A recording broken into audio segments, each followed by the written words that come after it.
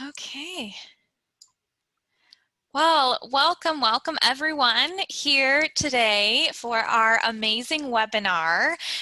So I am Madeline Wolski. I am the business librarian here at Champaign Public Library.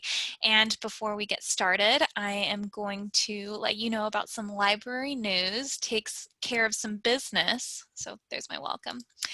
All right, so we are currently open for curbside and virtual services right now at the Champaign Public Library. So no public are allowed in our building, but even if that's the case, we are still working, still trying to do our best to provide you all with amazing resources, access to databases, and all the services you love at your library. So you can still book a librarian, and that's essentially a one-on-one consultation with myself or another one of our amazing experts at the library. You can do 30 minutes, an hour, whatever you desire, and you can schedule one at champaign.org/book-a-librarian. And you can also ask us questions over the live chat. So if you go to champaign.org, you can find a little pop-up box where you can talk to our librarians directly, and that's offered from 9 a.m. to 6 p.m. Monday through Saturday, and then Sunday from 12 to 6 p.m. Those are also our open hours. So if you do have a curbside pickup, you'd be coming in during those times. Our book drop is now open 24 hours a day, so it has been replaced and repaired. So get excited to use that new piece of technology.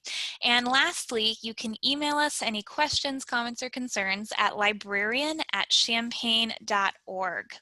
All right, so now on to Zoom. Here's a couple of tips and tricks. So this is a webinar, so we will be recording this and uploading this to our YouTube. So if you would like to, anything you share here is going to be recorded. So please be aware of that, because I know we're trying to make today's webinar a little bit more interactive. So in the bottom of your screen, you'll see some options like Q&A, chat. Using those tools, you can communicate with me. So if you have a tech problem, or if you have a question you want me to ask the presenter, pop that in at any time. Or if you want to verbalize your question, raise your hand. That's another option in here, and I will unmute you so you can verbally ask your question to our presenter. All right, you can also edit your volume, and yeah, we don't have any polls today, so nothing else interactive. And so without further ado, I am so pleased to introduce you to Mallory Simonds. And Mallory, I'll let you take it away, and I'm going to stop sharing my screen so you can go ahead and run with the presentation. Great. All right. Okay, so hello everybody. I'm Mallory Simonds, and I'm going to talk a little bit about branding today. So I'm actually going to try really hard not to talk too much through my slides, because I would really love to get into some Q&A as we go through. So I'm going to show you a little bit about what it is that I do, some examples of work that I've done to give you a little bit of insight into maybe what questions you'd like to ask too. So I'll just jump right on in. Okay, so one thing that I try to always tell people is that your brand is not a logo, a product, or a promise. Your brand is really just your reputation. It's defined by a person's gut feeling about a product, service, or organization. You can't control what someone feels about your brand, but you can influence it. Let's keep going here. So marketing versus branding. This is something that I'm going to do a little analogy that I found from Christo, who runs The Future, which is a really, really great resource for anybody interested in getting into branding. So here we go. If the circus is coming to town and you paint a sign, that's advertising. If you put the sign on the back of an elephant and walk it into town, that's a promotion. If the elephant walks through the mayor's flower bed and the local newspaper writes a story about it, that's publicity. And if you get the mayor to laugh, that's public relations. If you show them the many entertainment booths, explain how much fun they'll have, and answer questions, that's sales. And if you planned the whole thing, that's marketing. So marketing is what you say it is, and branding is what they say it is. So I want to stay on this one for a second here. So your brand is a combination of a topic that your audience is curious about and a belief system that it intersects with. So your brand is that sweet spot right between what you care about and what you believe in. So first things first is to define your topic. So here's a list of some brands here and their primary topics. So first up here is Zappos, who created their entire company really centered around customer service. Apple with design. Apple has the most beautiful products that I've ever seen, and it's because they put design first. Nike with competition. Patagonia, their topic is environmental protection, and Tom's Shoes, their topic is global poverty. So then the next step would be to define your belief system. So what's the right way to think about blank? So what's the right way to think about design? What's the right way to think about customer service? This is where I'd encourage you to think about what this would be for your brand. So then the next step would be to find the link between the brand and your product. So this looks a little messy, but I'd again encourage you to think about this for your own self. Take a screenshot of this one. Maybe you could think about it later, but we believe that blank, so what you believe in, and that's why we've built a way to blank so that blank. So that's really one of the first steps to create even a mission statement is break it down. Mallory, could you give us maybe an example? Like fill in the blanks yourself, possibly? I would love to. So let's pick Apple for this one. So we believe that design is the most important thing to a product. That's why we built a way to have a phone with no buttons on it to not sacrifice the detail of their product so that the end user gets to hold a beautiful, perfect, simplified phone. Now, I was really wordy with that. I would never use that as a mission statement. But that gives you the idea of where to really start from.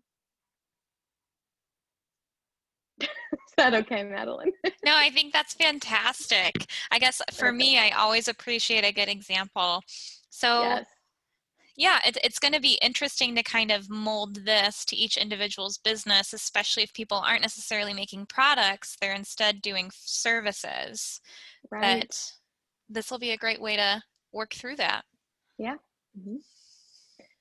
So I'll talk a little bit about our approach at Before Brand. So I should probably go ahead and say that my husband and I actually we just about a week ago launched our new business called Before Brand, where we really specialize on branding. Shocker, right? So here's a little bit about our approach. So we always start with the discovery. And at any job I've ever worked at before, I worked at Circus 51 for about 7 years and Pixo, a software and consultancy in town, for another 2. And everywhere I've ever worked, we always start with the discovery phase. So we start by learning everything we can about your organization by exploring areas like who you are, what you value, and what sets you apart or your point of differentiation. We also try to say that we solve business problems, not just visual problems. So you probably don't want to come to us if you're just looking to make something prettier, but if you're really wanting to tackle a hard problem. So where does discovery lead us? We uncover your unique selling points, ideal customers, and future goals. Then we present visual styles for feedback. And this research phase sets the design direction for the work to come. And we ask questions like, if your organization was a car, what kind of a car would it be? And I'll use Patagonia as an example for this since we mentioned that one before. I am pretty sure Patagonia would be a Subaru Crosstrek or an Outback. I'm not really sure. I'm also really curious if any of our attendees today would like to comment with what car they would be. Honestly, I feel like it'd be really fun if we could also guess like what field they're in, what industry they're in. Oh my gosh, I But would I mean, love that. that's the point of branding, though. It's kind of materializing your identity into something that's easily identifiable. It's so true. I had a conversation with my husband earlier that I think, so I drive a Mazda CX-5. It's a black, smallish SUV. It gets the job done. It's not anything fancy, but it's modern, it's sleek, and you know what? That really fits my brand pretty well. So I think all things considered, you do have a personal brand, whether you know it or not. And I think your car probably reflects something of that nature. Let's keep going. Well, if anybody comes up in the comments, you let me know. I will.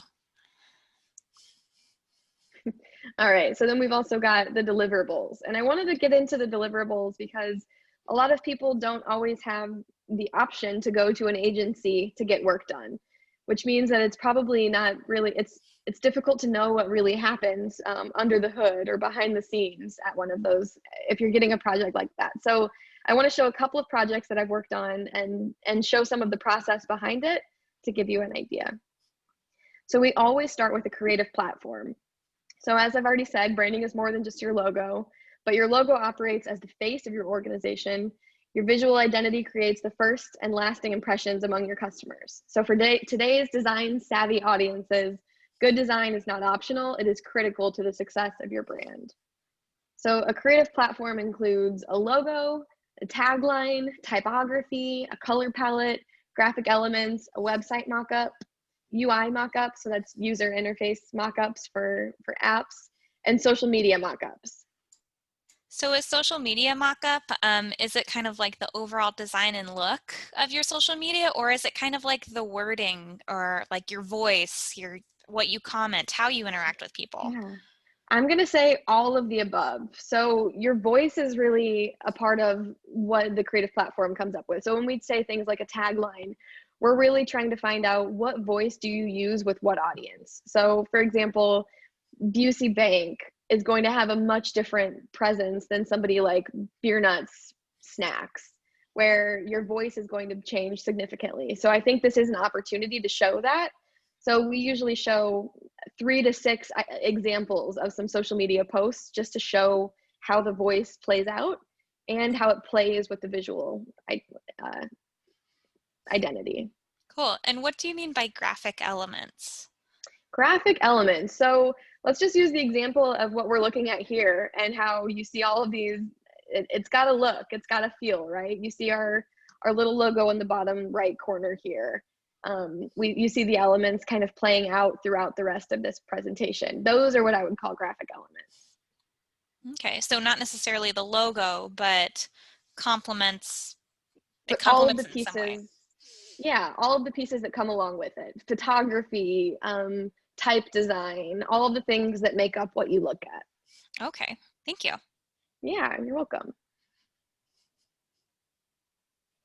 Okay, so I mentioned something about doing app design. That's really what's become something that I've focused a lot on recently. I've worked on this app called Safer Illinois, which the University of Illinois is using to reopen their campus. And so UI UX design has really kind of become what I've focused a lot of my efforts on. So using a creative platform as a starting point for look and feel for all of those things that we just talked about, I work with the development team to design the layout of an application. So that includes button designs, graphic elements, which now you know what those are, sliders, text entry fields, and anything else that your user interacts with. All of these examples must be considered to create a cohesive brand experience. And slow me down if I'm talking too fast. I know I have a bad habit. Okay, so Rock Metro, this is a company who I just mentioned is doing the work for reopening universities all around the country. So my husband and I both designed a design direction to show them what their brand could look like. So this is what I would call a brandscape, which is really just a broad swash of what we think a brand could look like. So here we'll show things like, what was our inspiration? Our inspiration for this one was the New York subway system. And we were trying to think about how we could connect communities. So we show things like what your app might look like, what icons might look like throughout your app, photography, what kind to use, what else? Potential business cards, they could look like this. A website could potentially look like this, presentations. And when we do these things, what we're saying here is not necessarily that this is what your website is going to look like, but instead, these are ideas of how your logo could really translate throughout your entire branding. And this is what we mean when we say it's more than just your logo, because if all we did was show you this, you might not know how far it could really go as a brand. And so we actually showed them 2 options. Here's a second direction where we wanted it to be more focused on the digital aspect of connecting communities. And same thing, so this is what we do typically is we present 2 design directions so that we can start to see what does somebody like about it? What does somebody dislike about these? And maybe very often it ends up being a sort of Frankenstein of a little bit of this and a little bit of that. But in the end, they ended up going with this direction. So now if you go to rockmetro.com, this is really what you'll see here. Okay, another really fun one that I wanted to throw in was beer nuts. So when I was at Circus 51, I was lucky enough to run the social media for beer nuts, which was really, really exciting for a lot of different reasons.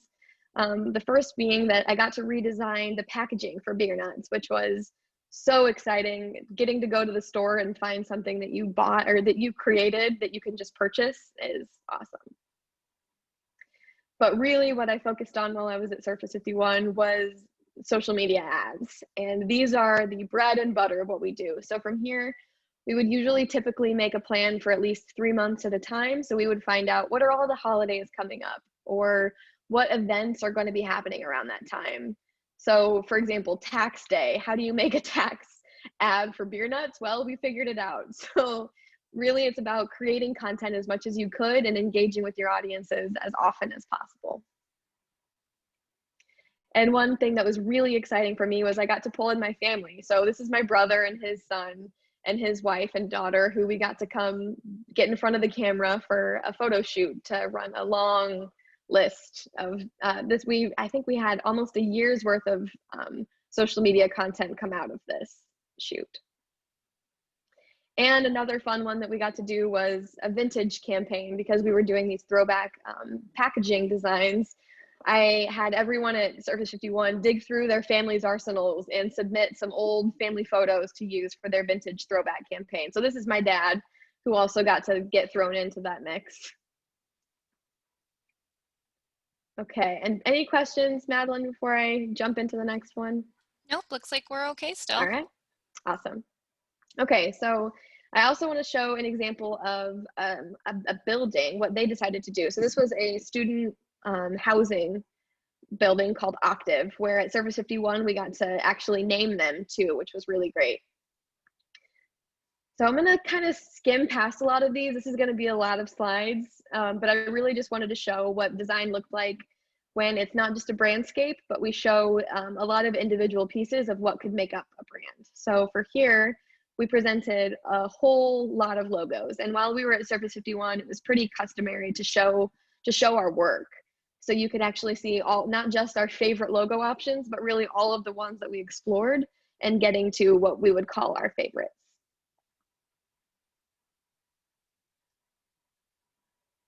So you can see there's a lot of similarity, some options and versions that show up.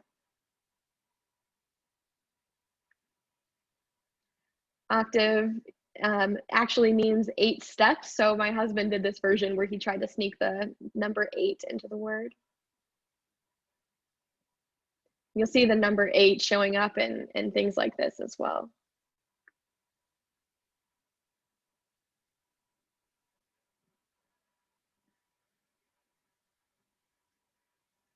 Okay, so then once we choose a logo that we feel embodies or represents the company well enough, then we start to get into design examples. So for this option 1, we went with this logo.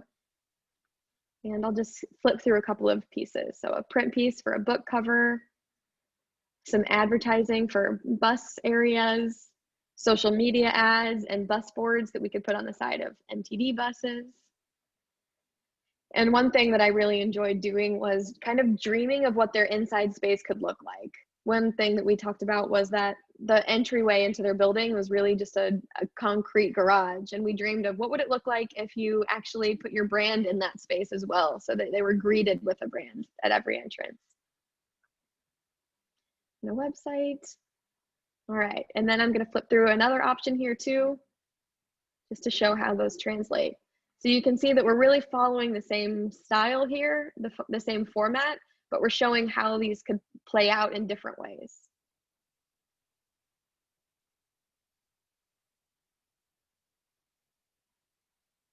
Okay, so now what?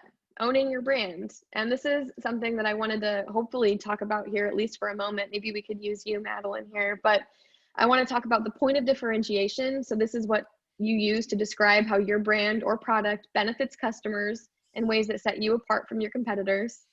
And the frame of reference is the segment or category in which your company competes. And the reason to believe is just what it says it is. This is a statement providing compelling evidence and reasons why your customers in your target market have confidence in your differentiation claims. So here's one example of this. And Madeline, I'll go through another example before you jump in, if you'd like, if you're willing. Thank you. Okay. So for the target market, I'm going to use Patagonia here. I should start with that.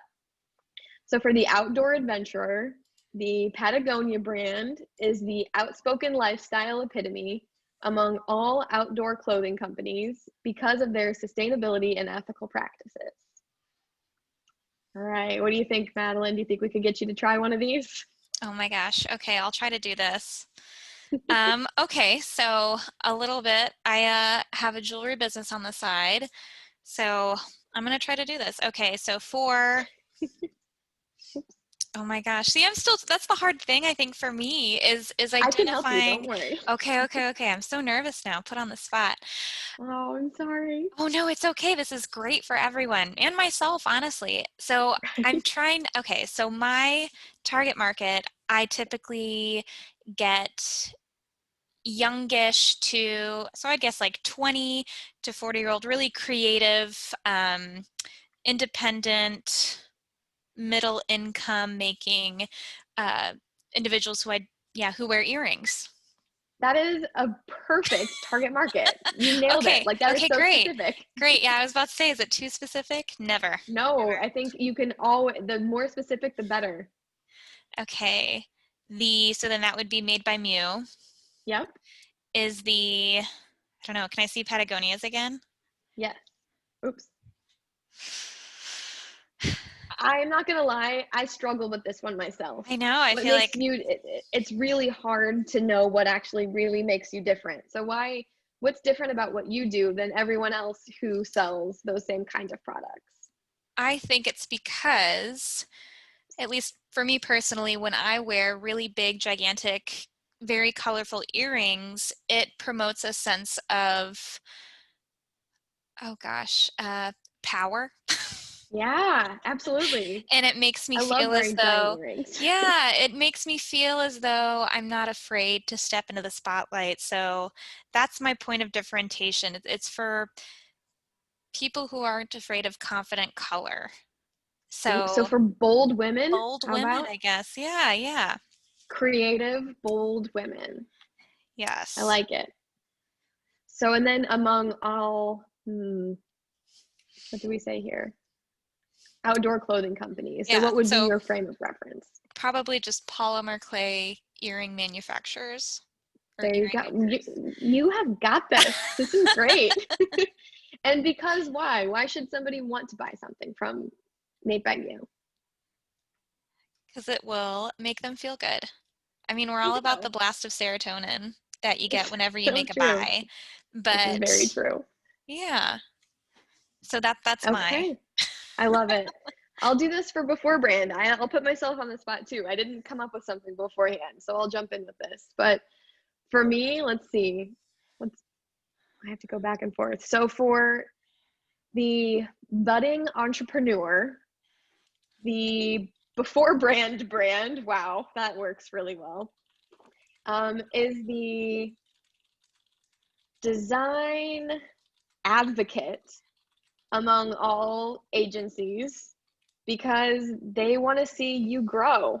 I want to see I want to see you succeed. And when I succeed, you succeed. That's a big sentence for a reason to believe, but I'll go with that.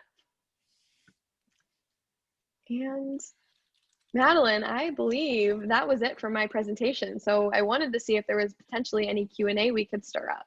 absolutely. And yeah, I know you all got my email earlier this week, but this is really an excellent time to maybe share and showcase your own brands or even just ideas that you have. So I actually created, as an example, a Pinterest board Ooh, that perfect. has kind of typefaces that I like, other things. So while we're pulling up these things with Made by Mew, I really want to encourage everyone here to maybe just start sharing some links, sharing your social media, just so you have Mallory here. Let's use her. All right, so while our attendees are doing that, I'm going to go ahead and share that Pinterest page. All right, is this coming through well? Oh, yes, beautiful. Okay, so you can see that my Made by Mew brand inspo, I wanted to make sure that I had some really bold, colorful things, but also playing around with typefaces because I love a serif, but I also love a sans serif. So in sans serif is, you can see kind of the little accents. I don't know, how would you explain that, Mallory? The accents on the Um, words? On the you know letter? what? That was pretty it. Okay, I've thanks. never had to think about it. I pretty much just take for granted that I know what that means. Yeah, so this is my current label that I use. But one thing also that I would like your feedback on, I think other people might do this too, but so when you're taking inspiration from a lot of these things, when is it inspiration and not plagiarism? Ooh, hide your sources. I think is that an Einstein thing? I don't know. Somebody I said don't something know. along these lines, but it's really, what is it that you're taking from those things? Like by taking a color palette from something, that's inspiration. I think when it's a direct rip where I can see that you took something from something that's recognizable, I think it's evident. So when I say hide your sources, it's, I think everything, nothing is original anymore. It really feels that way. Everything's been done, and if that's why everything always comes back around, because we run out of things, right? Mm-hmm. So I think for something like this, if you're inspired by something, then you're going to create something through your own personal lens, and just by doing that, you're changing it. And I think every time you make a new decision, you get further and further away from maybe where you got it from and starting to own it yourself. So Fantastic. I think just from looking at this, I already have a sense of what I see as your brand. So this is a really successful Pinterest board. Oh, thank you. I like to think of Yeah. myself as a great pinner. All right, well, we have someone who has posted. So I'm going to go ahead and Perfect. click on their website and, Let's do it. Will you oh share your gosh. screen? Is that how this will work? Yeah, I'm going to copy paste. It's when I click on the link, it automatically opens up a browser that I do not prefer. Ah, So rootedaccents.com. I'm really excited to see ooh, this. I like the name. And And it's really hard to own a good URL, so that's mhm. already And props. also, Allison, would you like me to unmute you so you can talk a little bit more about your brand, or would you prefer just to chat? Sure. All right. You All are now right. able to talk, Allison. I'm going to go ahead and mute myself. Hey there. Hi, Can Allison. you guys hear me all right? Okay. Hi. Yes. Hi. So I'm really a new business owner. Like I haven't even quite registered with the county yet. But I have a background in doing speech therapy, and it's kind of morphed into a real interest in doing what we call accent modification, which is where people essentially, it's most popular with professionals who have a foreign accent who are working with English speakers. Their English is typically, their grammar and understanding of vocabulary is great, but the accent is a problem sometimes for Mm, communication. So I am kind of trying to take a little bit of a lifestyle approach to my business identity.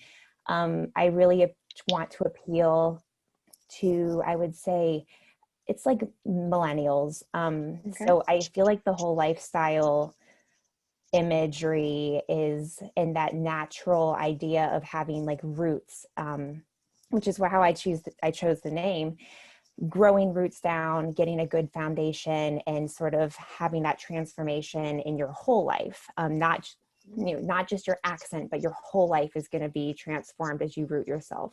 So my identity is a little bit organic, still very professional. I have a little bit of a higher price point, which is actually normal for this field, Mhm. but it needs to have that professionalism because I am working with sometimes doctors, lawyers, architects, usually people with advanced degrees.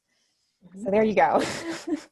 I'm taking notes and trying to process all of this. So Yeah. actually, let's jump right in. I'm curious to see what you have so far. Madeline, do you think you could pull up that link? Is this possible? Oh, do you not see it? No, we just see your Pinterest board. Oh my gosh, I'm so embarrassed. I'm so sorry. No, it's okay. I've That's been, okay. I guess it's only one page, one tab at a time. So is it up now? Aha. Yes, Oh here gosh. we And I go. was doing like this really cool slow motion scroll through. That's I okay. apologize, Allison, and everyone else. But Allison, why don't you let me know where you want me to click, or Mallory? Yeah. I'd say you're doing a good job kind of flipping through right now. I'm curious just to be giving some of my like first impressions too. Yeah. So one thing. Go ahead. Thank you. Sure. What I'm noticing right off the bat is that it has so much of a overarching theme of roots. And I think that anytime you're able to get your name, especially as you're new and you're developing brand recognition, I think that what you're doing is actually really smart, because you're focusing on the title and not just another person holding. There's no handshake photo at the top of the page, which you're used to seeing, and something that would have been a little bit more corporate or too professional. So right off the bat, I appreciate seeing something like this. I also wonder if it could come off as potentially about a plant company. So I would maybe think too about where to put those kinds of things. And maybe right off the bat, I might not show a picture of, flowers, just so that you don't give the impression that maybe you're not just a therapy. I'm sorry, what's your topic? What would you call that? Yeah, it's kind of like English. It's sort of an English teaching platform where we are working on accents specifically. Got it. So I don't teach people how to speak English. I teach them how to have an American accent while speaking English. Interesting. I have never even heard of this. This is fascinating. It's a hidden Already, secret. I can tell right here in Champaign. Nonetheless, I kind of want to skim some of this too. Yeah. Yeah, and also the link is in the chat. I'm going to go ahead and share this with, if you would like to explore Allison's website on your own. So. Awesome. Can you scroll to the top again? Absolutely. So one thing that I'm seeing is a lack of a logo, which I think is probably something that I would recommend doing sooner rather than later, so that you have something that you could start printing things on too. So getting it in your social media channels, having some business cards drawn up so that you could hand those out to your current clients, so that maybe they could get some more folks flowing through you, because I imagine that referrals are probably a big deal in your area. Is that true for you? Yes, totally true. It's very, very true. And I was one of my questions for you was, how important is it to actually have a logo? But I think you just answered that for me. I think I would always recommend it. I think it's possible to get away without it. Maybe like a logo type, so you're just owning your name. And what I would try to push you away from is just leaving it in what you have it as right now. There's a thing that's been going on over the last, I'm going to call it 5 years, which I want to say it's blanding, where people are kind of stripping away all of their brand ideas and just to be simple. And I think that worked for a really long time. But what we're seeing then is that you're losing personality. And I think that for somebody like you, this is such a unique idea that you deserve a logo that's unique, that fits what you're doing here too. And then that's just something for you to use for all of your marketing materials, for handouts. If you wanted to make, I don't know, like my first thought for you is some sort of like a leave behind, a folder with information that somebody could pass along to someone else, or a handout, a leave behind, something for you to have a whole stack of that you can hand out to friends and family to be able to pass around. Because an idea like this, it seems like everybody knows somebody who could use help with this. So for you, beyond just social media advertising, I think getting things in people's hands to share would be really useful. Great. And I'll kind of go both out of the other side of my mouth and say, try it without a new logo. I mean, try what you're doing and just get it going, and anything is better than nothing. So whether you do get a new logo, you stick with what you've got here, as long as you're pushing your material out to the right kinds of people, you'll be making forward progress. And then eventually maybe get to the point where you're ready to have a brand evolution where it turns into something that feels maybe bigger than it is now. Sure. May I ask you one question about just print and sort of copy? Specifically, I'm wondering about how much wording I should have on my homepage, or is it better to sort of redirect people to sub pages with more copy? So I would say the latter. I think the latter is better for SEO too, search engine optimization. So having as many words as possible on those inside pages that you're leading someone to. I have what I referenced that I got from our content strategist over at Pixo, which was called a bite, snack, and a meal. So if you kind of scroll through this homepage, let's see what your bite would be. So your bite is the first thing I'm seeing. Actually, the first thing I'm really paying attention to is about accent modification. That's really where my eyes go first. So right there, that would be your bite.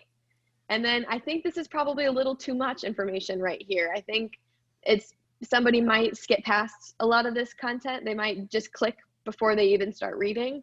So I would call this your bite, and then a snack. So not too much information. So maybe a little less content than this, just to make sure that someone's actually reading it before they click away.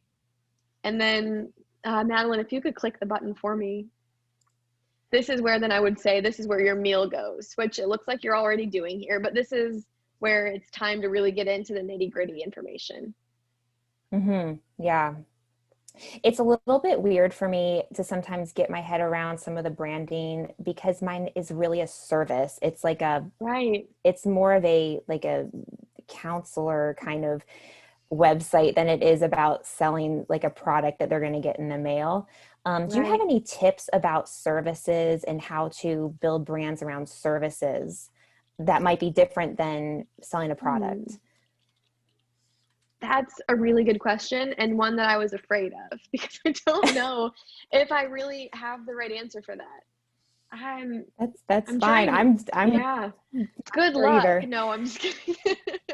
No, that's really tough, and I think I hate to say that I think of all marketing the same, but it's really that it's about the communication and who you're talking to. So I don't think that those things really change very much. It's really still about what's your message and who are you getting it to. And I think regardless if it's a product or a service, I think both of those things still ring true.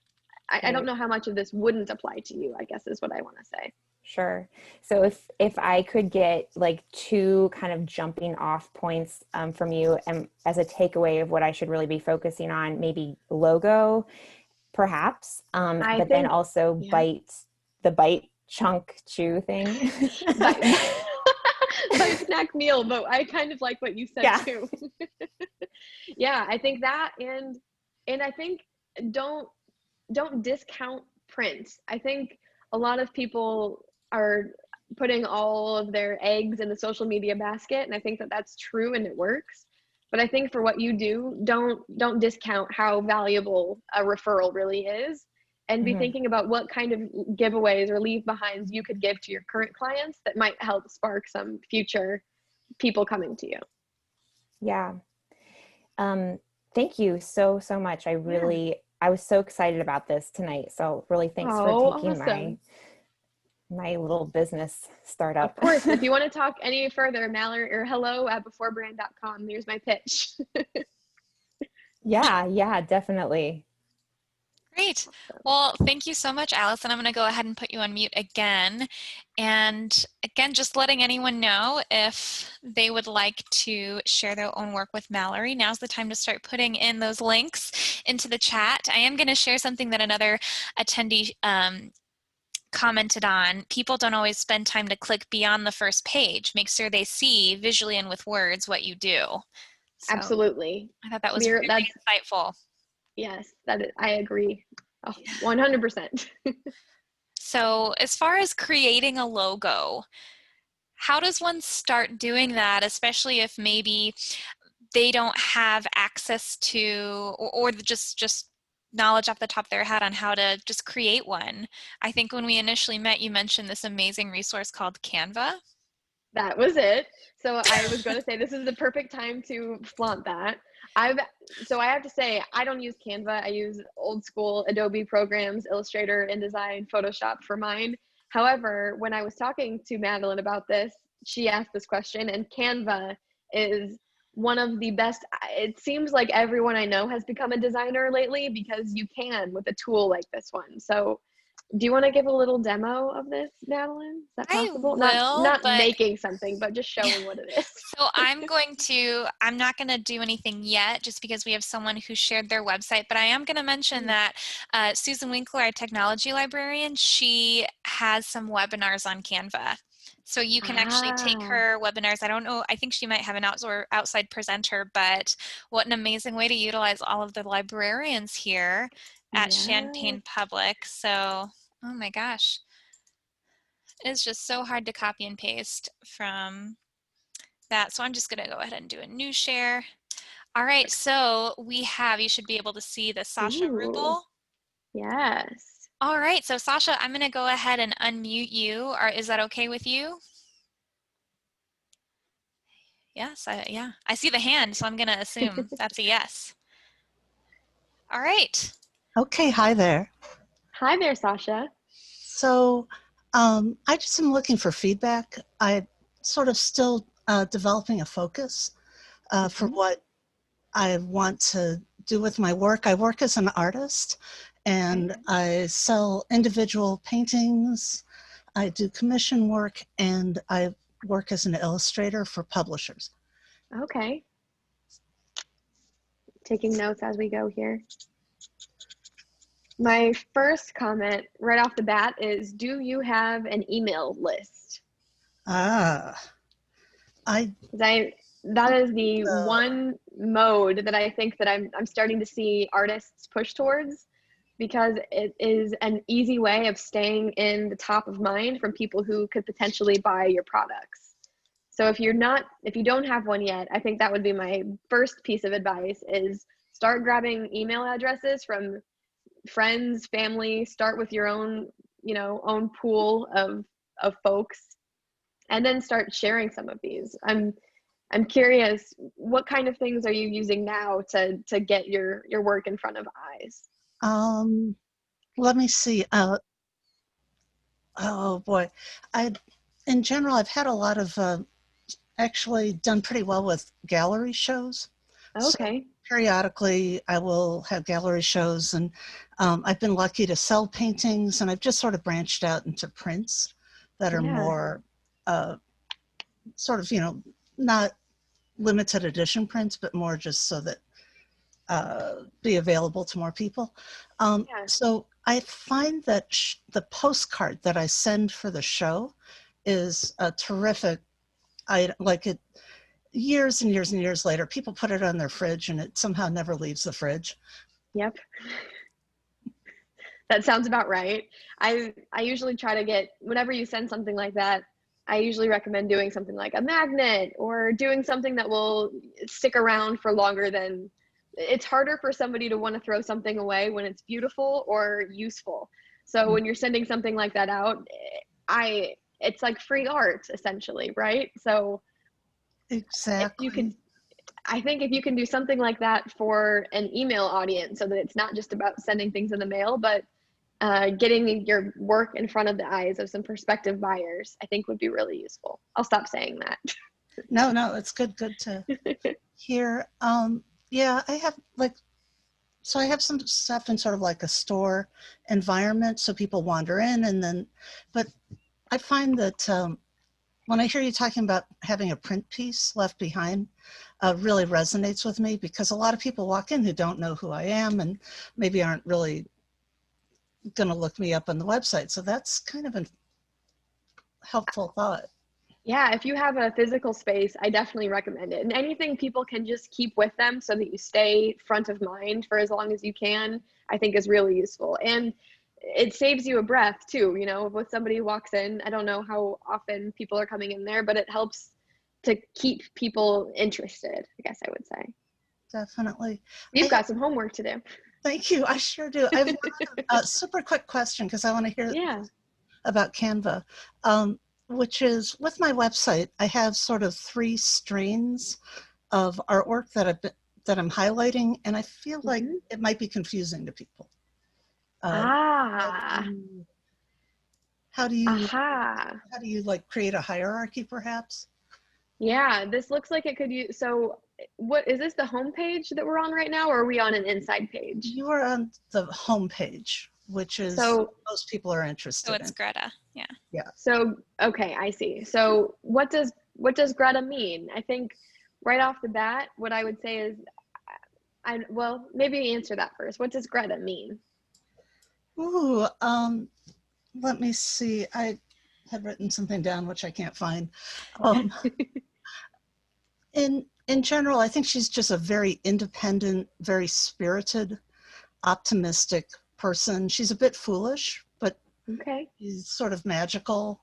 It's sort of, she walks that line between, you know, she's going to fall off a cliff and sort of floating in air. So I that's kind love of, that.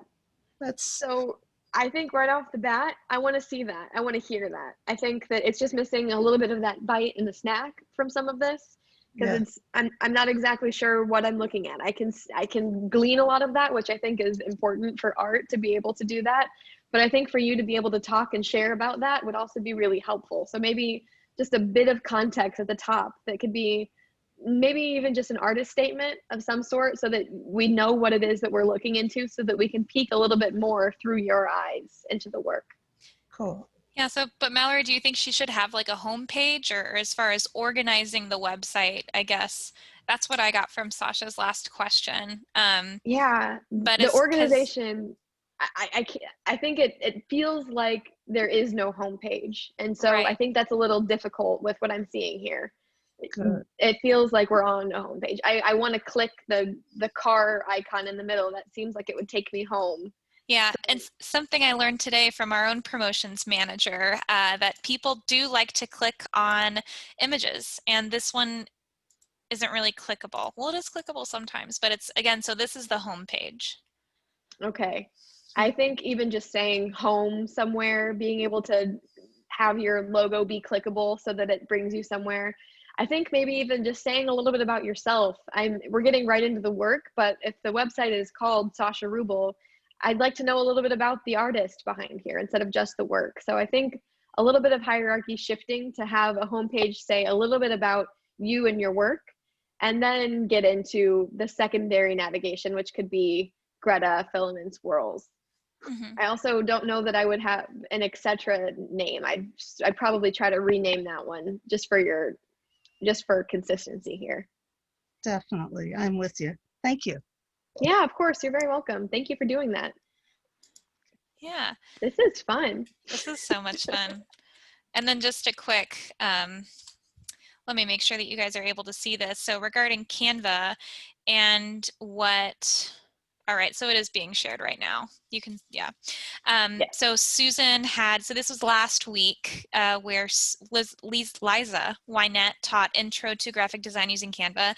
And again, all of our webinars we record and we upload to the Champaign Public Library's YouTube. So if you would like the link to this specific webinar, again, feel free to email me. I'm going to put my email right into the chat.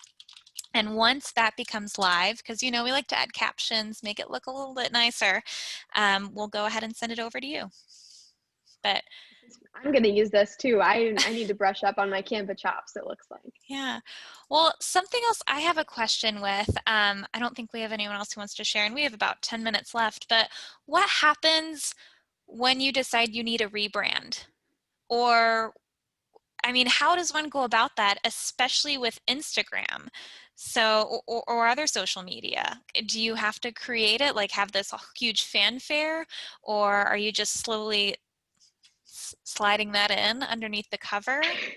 I've seen it go both ways. I think it really just depends on the individual. I think if you want to celebrate it, then I think making a big, oof, this is tough. I'm trying to think right now of my last rebrand that I worked on, and I think it actually might have been Beer Nuts, because what they were doing is they had a brand evolution that they'd been around since the 50s, I believe.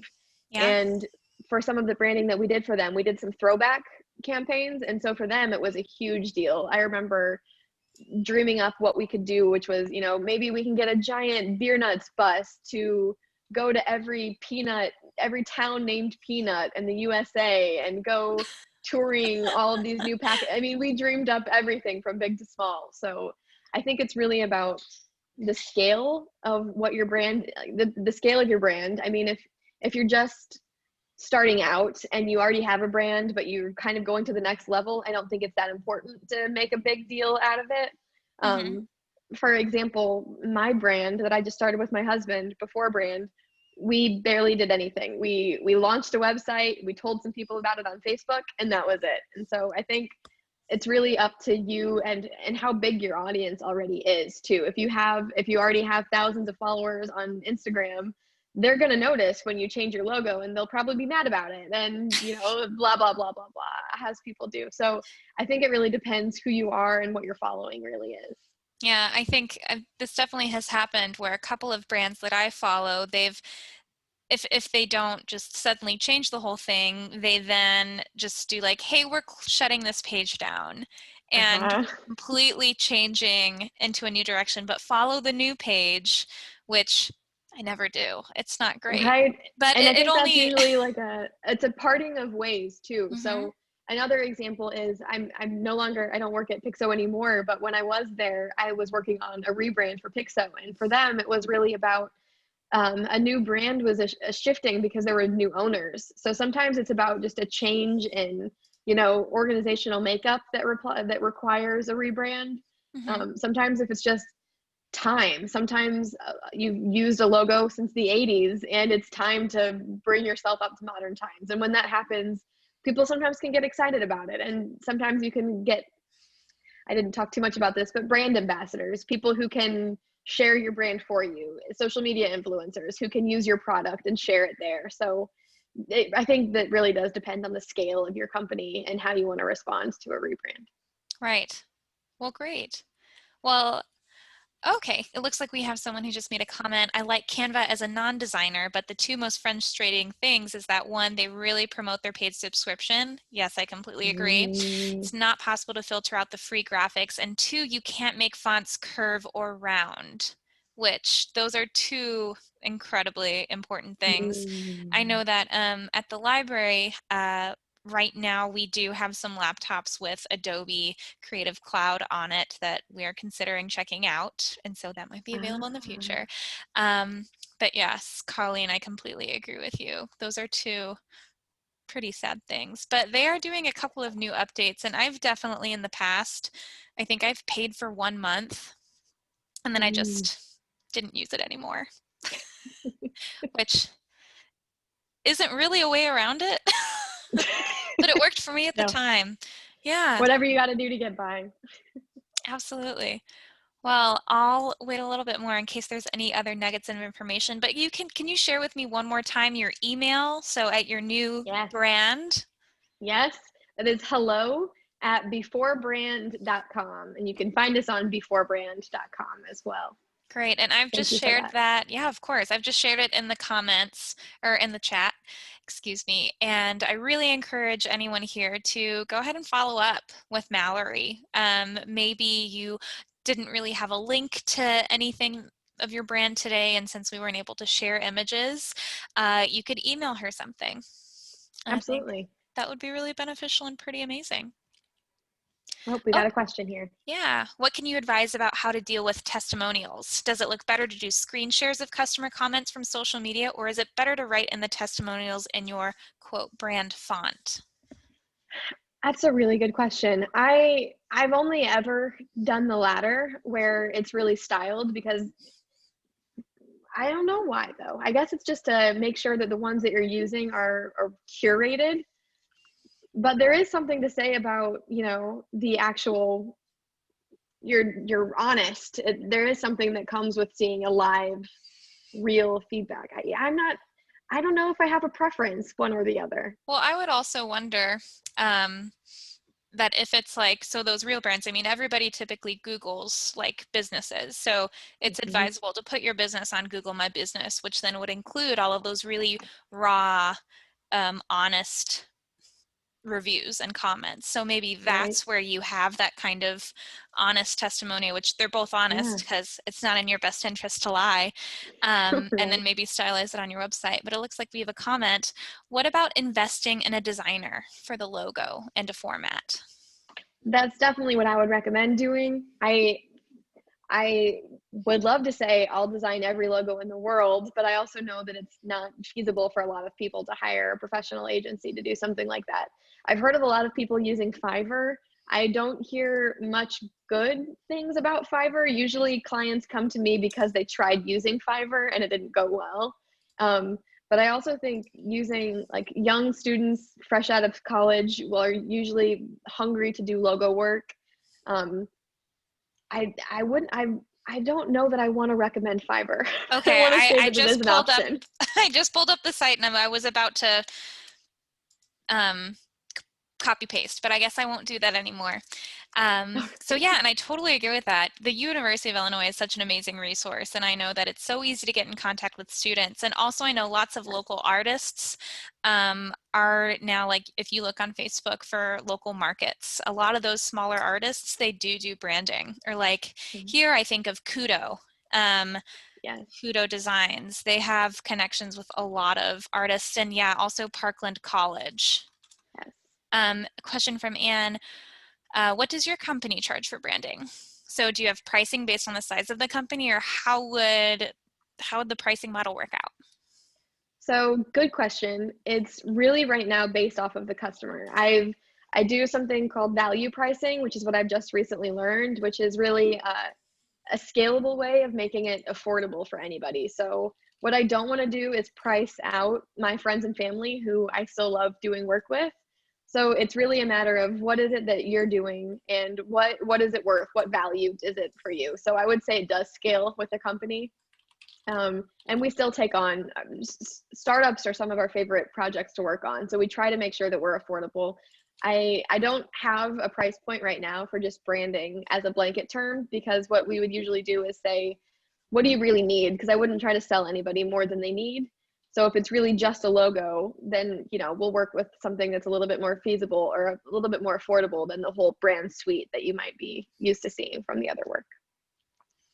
Okay, so sliding scale. Sliding scale, for sure. Yeah. Would you be, yeah. Cool. Yeah, I know. I think when we had talked earlier, you had mentioned that if anyone wanted to follow up on things that we talked about, you would consider doing, like, the benefit of beyond branding is that you can do those easy consultations instead of like doing that huge hire.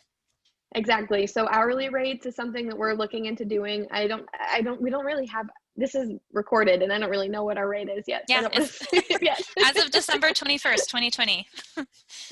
Exactly. Right, exactly. So I would say that just doing one-on-one consulting is probably a really good place to start for somebody who doesn't know exactly what they want yet. I'd be happy to just do a free consultation too, just to see what it is that you're interested in doing. Oh, cool. Are there any other resources you recommend? I know earlier in your presentation you said Christo Run the Future. What is that? Oh my gosh. So Christo. Christo. I was saying Christo. Christo. His first name Chris, last name Doe. He has something called The Future. So Futur is how you spell it. So if you want to link something to The Future in there, it's free information. It's incredible resources on YouTube, lots of videos for branding, how to get started, and all things marketing. It's taught me a whole lot. I went and saw him, actually, I mentioned value pricing. I went and saw him speak in New York in October of last year, and he taught me just about everything I know right now for starting my own company. So I could not recommend that resource enough. All right, subscribed. And again, I just shared his YouTube channel in our chat. Any other resources that or books? Or even webinars, besides this one? You know what? I don't have any off the top of my head, and I regret that, but books is a good one. Well, you know what? You can follow up with some, and I will be emailing this webinar, the recording, out to everyone who attended today, and I can include some of those books that you can't think of off the top of your head. I feel like that's kind of mean to ask someone to right off the top of their head think of books. Well, my books are over there, so a part of me just wanted to start listing them, but I'm not going to do that. Well, I'll follow up that in the email. Well, I would Sounds like good. to, we've reached 8 o'clock. Mallory, thank you so much for joining us this evening. And thank you everyone for tuning in from your home. Again, this is the Champaign Public Library. I am Madeline Wolski, and you can contact us through live chat on our website at champaign.org. You can do a virtual one-on-one book a librarian session with any of our expert librarians on our website, champaign.org/book-a-librarian. And you can also email us at librarian@champaign.org. We are open virtually and available for curbside Monday through Saturday from 9 a.m. to 6 p.m. and Sunday from 12 p.m. to 6 p.m. Last thing I'm going to do is I'm going to share with you some future events we have going on. So, oh my gosh, here we are. 2 monitors is just a joy to manipulate. All right, so I would just like to share with you all. So we're at the end of the year. Thank goodness. We are all looking forward to 2021 collectively. Me, because of business webinars and exciting resources, among other things. But we do have a lot of different things coming in with the new year. Our Monday evenings, we only have one in January just because of Martin Luther King Jr. Day. That's Setting Goals for Success with Brittany McVeigh. There's also a new type of program format. So on the second Thursdays, it's an 8 a.m. roundtable. It's going to be a meeting.